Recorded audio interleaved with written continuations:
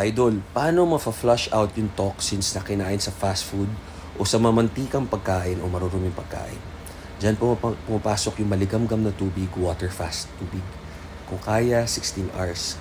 Pero kung di kaya, matulog ka, empty stomach, inom ka maligamgam na tubig, paggising, inom ng room temperature na tubig, tapos pag nagutom doon na kumain. Pero sana fasting. Kasi fasting, tapos kung magsusona tayo o magpapawis, magja-jogging, ano ba yun? Yung sauna suit, yung parang jacket na para mainit, magpawis ka lagi. Or mag-workout ka, blood circulation. Kasi ang pawis na, labas toxin, ang wiwi, ganun din, tsaka ang pupu. So, kailangan mailabas mo at mag-activity ka or fasting para mag-negative calories, para ma-burn mo yung mga unhealthy na kinain mo para hindi siya mapunta sa fat stores. May time ka pa naman humabol, wag lang magpas ng 24 hours. Kasi usually, it takes 3 days to 1 week bago mag-add up, tapos bago ka mag-gain ng weight or mag-lose ng weight. Tama kayo, mali ako, I'm not your doctor. Do what works for you. God bless.